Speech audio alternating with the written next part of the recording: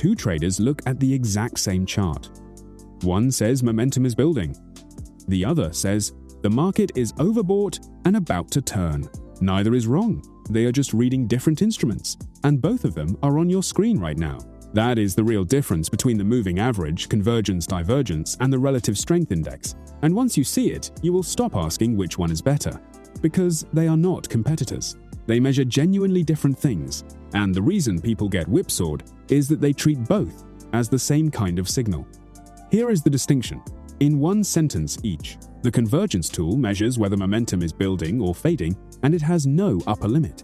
The strength index measures how stretched price has become on a fixed scale from 0 to 100. That difference, unbounded versus fixed scale, is where everything else comes from. So let's make it concrete. The convergence tool is two moving averages subtracted from each other.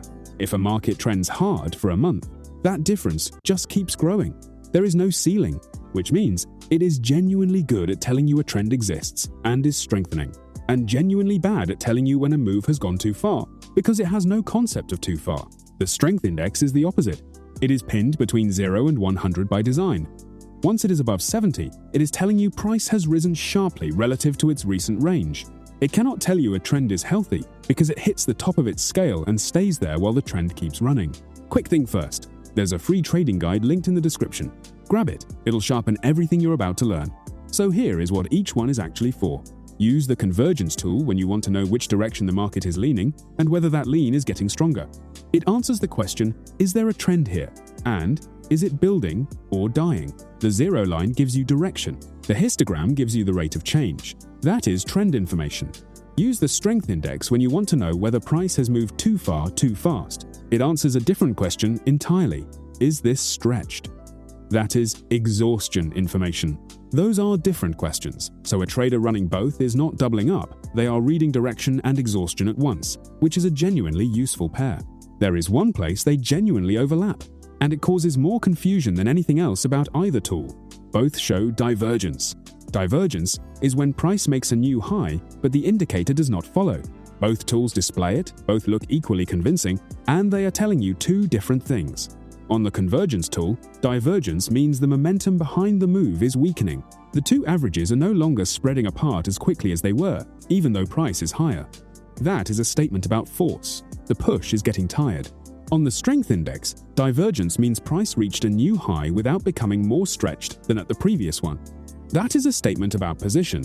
The market got here without the same intensity. Similar picture, different information, and they fail differently. Momentum divergence very often precedes a pause rather than a reversal. The trend rests, then continues. Stretch divergence near the top of the scale has a better record of preceding an actual turn. If both show it at once, that is worth your full attention. If only one does, it is a note, not a signal. Now, the mistake almost everybody makes, and it comes from mixing up which tool answers which question. People sell because the strength index reads overbought. In a strong trend, that reading can sit above 70 for hours while price climbs the entire way. You are shorting a market that is telling you it is strong, using a tool that was never designed to call tops. That is not the indicator failing. That is asking it a question it cannot answer. And the mirror image, people wait for a crossover to confirm a reversal that the strength index flagged an hour earlier. The convergence tool lags by construction. It is built from averages, and averages look backwards. Waiting for it to confirm an exhaustion signal means arriving late by design. Let me test you. The market has run up hard for 3 hours. The strength index is at 78. The convergence tool is well above 0, with a large, still growing histogram. Do you short it? No. And this is the exact trap. The strength index says stretched, but the convergence tool says momentum is still actively building. The histogram is growing, not shrinking. Those two readings together do not say reverse. They say a strong trend that is somewhat extended. The short only becomes interesting when the histogram starts shrinking, meaning the momentum behind the move is finally fading. Exhaustion plus fading momentum is a signal. Exhaustion alone is just a strong market. So how do you actually run them together? Use one for permission and the other for timing. The convergence tool tells you which direction you're allowed to trade. Above 0, with expanding momentum, you are looking for buys, and you ignore overbought readings entirely. Below 0, with expanding downside momentum, you are looking for sells. Then the strength index times your entry inside that direction. In an uptrend, you do not buy when it is at 80. You wait for it to pull back toward the middle, around 40 or 50, and turn back up. You are buying a dip inside a confirmed uptrend, using the stretch measurement to find the moment the dip is done. That combination is genuinely strong, and it works precisely because each tool is doing the job it was built for, instead of the job the other one does. Let me walk one through so those roles are concrete. The market has been climbing all morning. The convergence tool is above zero with a healthy histogram, so your direction is already settled. You are looking for buys only, and you will not short this no matter what the other tool reads. Mid-morning, the climb stalls and price pulls back. The strength index, which had been near 80, comes down through 60, through 50, and settles around 45. Now notice what the convergence tool is doing. It is still above zero. The histogram shrank, but it has not gone negative. Momentum cooled off. It did not reverse. That is your setup. Direction still up. Stretch, reset, back to the middle. When the strength index turns up out of that area and price puts in a higher low, you enter, with your stop underneath that low. You are buying a pause inside a trend, using one tool for permission and the other for timing.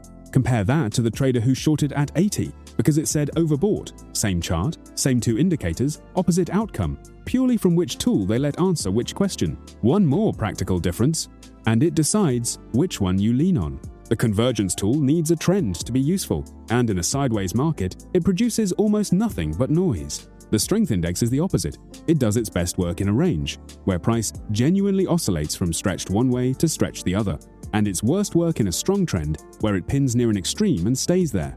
So the character of the market you trade decides which one leads. Ranging, choppy markets favor the strength index, with the convergence tool as a sanity check. Trending markets favor the convergence tool, with the strength index handling timing. Neither is a permanent answer, because markets change character on you, and their settings do not correspond, which trips people up. The convergence tool runs on 3 lengths that interact. The strength index runs on a single lookback, usually 14, plus smoothing.